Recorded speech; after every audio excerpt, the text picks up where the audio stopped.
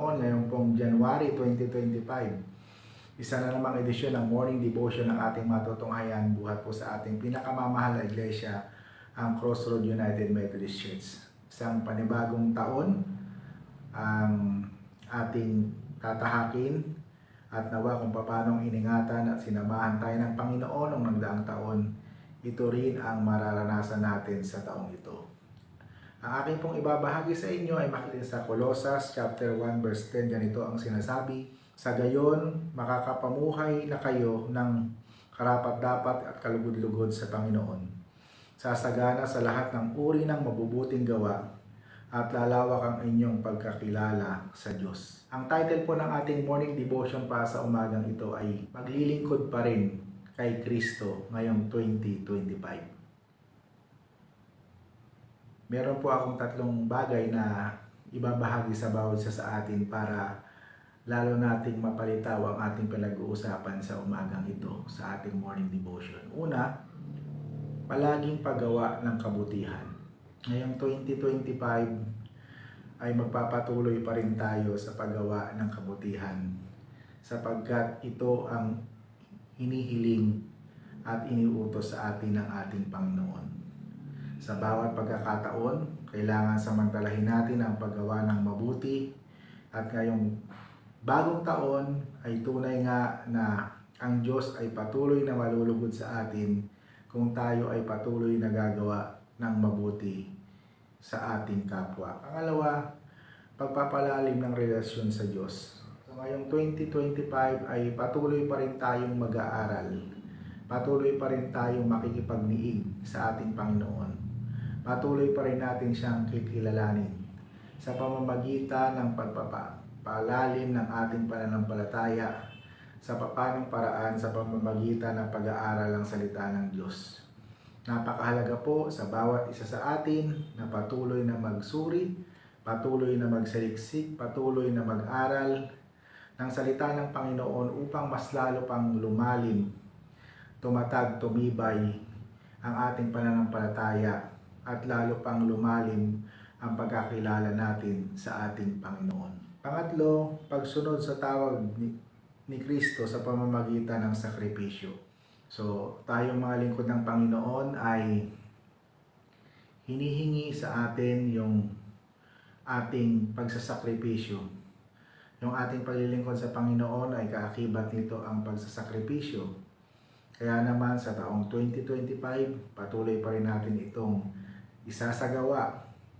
Patuloy pa rin natin paglilingkuran ng Panginoon. At kung minsan kinakailangan tayo magsakripisyo, tulad ng ginawa ng Panginoon na pagsasakripisyo sa bawat isa sa atin upang tayo ay magtamo ng kaligtasan na nagmumula sa Kanya. At yung panghuli, pagiging mapagpasalamat. Tunay nga na napakarami nating dapat ipagpasalamat sa nagdaang taon 2024. Hindi natin mabilang ang mga blessing, ang mga biyaya na tinanggap natin sa ating Panginoon. Kaya naman ngayong taong 2025, patuloy tayong magpasalamat sa Panginoon sapagkat heto tayo ngayon, nananatiling matatag, malakas, nananatiling masaya sapagkat iningatan at sinamahan tayo ng Panginoon na maitawid ang 2024. Kaya sa panibagong taong ito, sa bagong taong ito, ay nawa makita natin yung kabutihan at yung katapatan ng ating Panginoon at dapat natin itong ipagpasalamat sa Kanya. Ngayong 2025, magpapatuloy pa rin tayo sa paglilingkod, sa pagsunod, sa paggawa ng mabuti, sa pagtulong sa mga nangailangan, sa pagkilala sa kabutihan ng Panginoon, at sa pagpapalalim sa ating pananampalataya. Pagkat ito ang nais ng Panginoon sa bawat isa sa atin bilang Kanyang mga tagasunod. Purihin ang Panginoon. Amen. Tayo'y manalangin. Dakilang Diyos, pinupuri ka namin at pinasasalamatan sa umagang ito na panibagong taon ang 2025. Tunay nga Panginoon na hindi namin alam ang aming kakaharapin, ang ang aming tatahakin sa panibagong taong ito. Subalit, nagtitiwala kami kung paano mo kami iningatan, sinamahan, pinoteksyonan noong taong 2024, ay ito rin po ang ipaparanas nyo sa bawat isa sa amin. Salamat po sa lahat ng iyong mga anak na muling nag-alay ng kanilang panahon, ng oras para sa pakinig ng iyong mga dakilang salita. Nawa ang aming napakinggan ay patuloy na magbigay sa amin ng kalakasan, magpatuloy na magbigay sa amin ng inspirasyon, patuloy na magbigay sa amin ng challenge upang sa taong ito, 2025, ay maipaglingkod pa rin namin ang aming buhay sa iyo ng may katapatan. Patnubahan niyo po kami sa kabuuan ng araw na ito. Huwag niyo po kami iiwan, huwag niyo po kami pababayaan. Patuloy ko pong ipinagpipray ang lahat ng iyong mga anak na muling magbabalik sa paaralan na kanilang kinabibilangan. Tulungan niyo po sila, bigyan niyo po sila ng wisdom. Ang iyong mga anak na magbabalik sa trabaho, galing sa mahabang bakasyon, tulungan niyo po sila at samahan. Ang iyong mga anak na maghahanap ng mga trabaho, tulungan niyo po sila, Panginoon.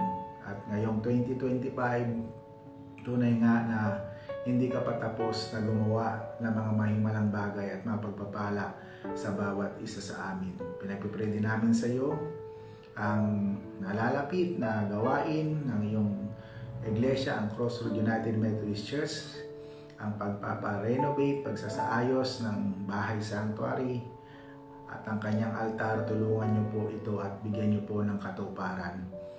Pinagpipray namin sa iyo ang mga anak mo na pinadalhan namin ng sulat, nawa ay nandoon ang kanilang pagtugon at pakikiisa para sa gawain ito.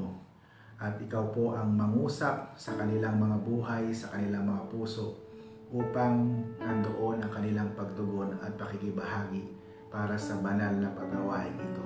Marami pong salamat. Ingatan niyo po kami sa kabuuan ng araw na ito. Huwag niyo po kaming iwan at huwag niyo po kaming pababayaan. Ito po ang aming panalangin sa pangalan ni Jesus na aming Panginoon.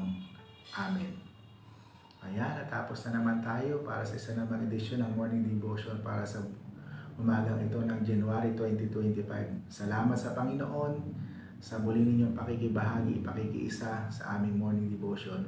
At nawa ay patuloy tayong pagpalain, patuloy tayong ingatan sa mahal ng Panginoon.